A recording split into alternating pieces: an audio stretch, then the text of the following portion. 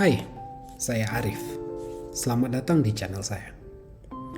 Dukung channel ini dengan subscribe, like, dan share. Jangan lupa menghidupkan tombol notifikasi agar Anda tetap update dengan materi-materi menarik yang sudah kami persiapkan.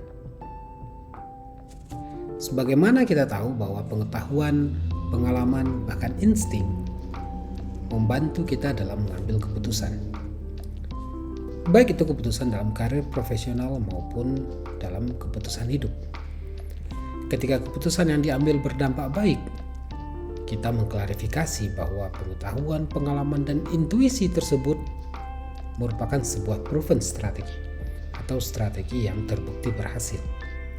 Sebaliknya, ketika hasil dari keputusan yang diambil tidak sesuai dengan ekspektasi, kita menganggapnya sebagai salah satu sumber kesalahan. Pemikiran seperti ini adalah normal, namun dapat menjebak. Pemikiran ini bisa menjebak jika dilakukan tanpa mempertimbangkan adanya perubahan-perubahan pada situasi. Pengetahuan dan pengalaman pada satu kondisi tidak serta-merta berlaku pada kondisi yang lain.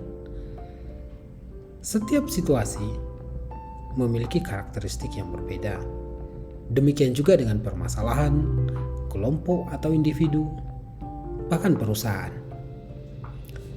Cara sukses pada satu situasi tidak menjamin akan sukses jika diterapkan pada situasi yang lain. Pengalaman gagal di masa lalu juga tidak serta-merta akan gagal pada saat sekarang meskipun menggunakan strategi yang sama. Permasalahannya, manusia cenderung terjebak dengan simplifikasi pengalaman masa lalu tanpa mempertimbangkan situasi sekarang secara menyeluruh. Fenomena inilah yang disebut dengan Pike Syndrome. Pike Syndrome memperoleh nama dari sebuah eksperimen terhadap ikan pike.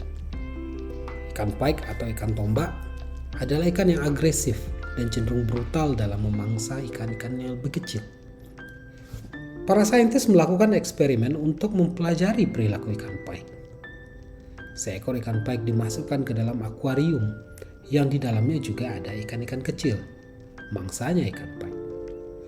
Namun antara ikan pike dan mangsanya ditaruh sebuah kaca tembus pandang, sehingga pike tidak bisa mendekati mangsanya.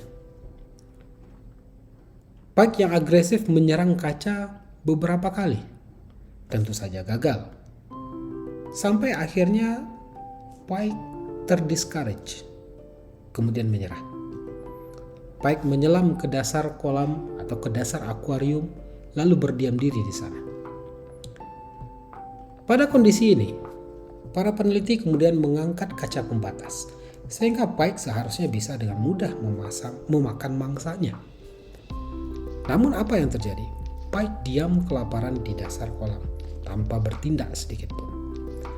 Pike berpikir bahwa ikan kecil yang akan dimangsanya adalah target yang unattainable. Pike berasumsi dengan kegagalan masa lalu, barrier tersebut masih ada atau penghalang tersebut masih ada. Inilah yang disebut dengan Pike Syndrome. Pike Syndrome merupakan keterbatasan dalam berpikir, di mana serta-merta mengandalkan pengalaman dan pengetahuan masa lalu untuk mengambil kesimpulan tanpa mempertimbangkan situasi pada saat ini. Pike Syndrome tidak hanya terjadi di dunia ikan, tapi juga di alam manusia. Banyak kita terhalang dari keputusan karena pengalaman masa lalu, meskipun situasinya sudah berubah, terutama dalam menghadapi kesulitan atau mengambil keputusan-keputusan penting. Kita cenderung terjebak pada Pike Syndrome ini. Perusahaan juga banyak yang terjebak pada Pike Syndrome. Nokia dan BlackBerry misalnya. Dengan mengandalkan pengalaman dan kompetensi yang luar biasa pada industri, mereka gagal memahami dampak munculnya teknologi baru. Mereka juga terlalu mengandalkan strategi yang sama yang memang sudah terbukti sukses bertahun-tahun. Namun lihat bagaimana Nokia dan BlackBerry sekarang. Lalu bagaimana agar kita tidak terperangkap pada sindrom ini?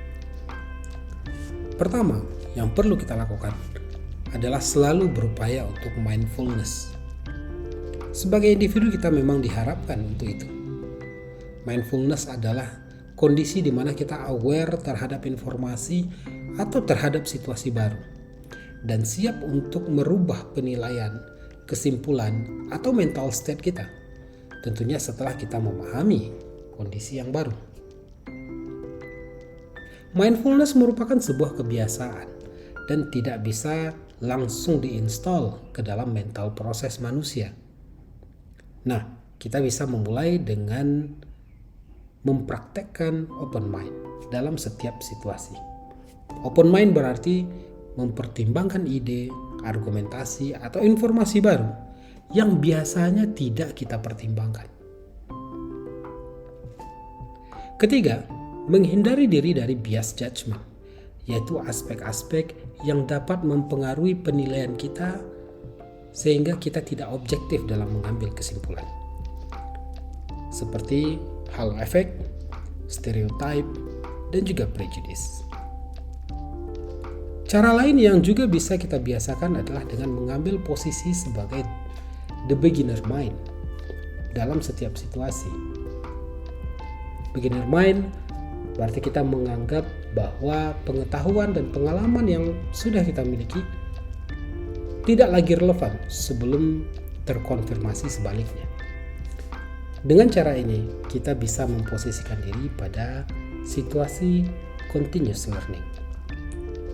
Yang terakhir, kita juga bisa mempraktikkan surveillance control secara terus-menerus, yaitu berupaya untuk mengamati situasi, mengamati kondisi secara terus-menerus, sehingga kita dapat informasi yang relevan dalam mengambil keputusan dan melakukan tindakan dengan tepat, serta terhindar dari pike syndrome.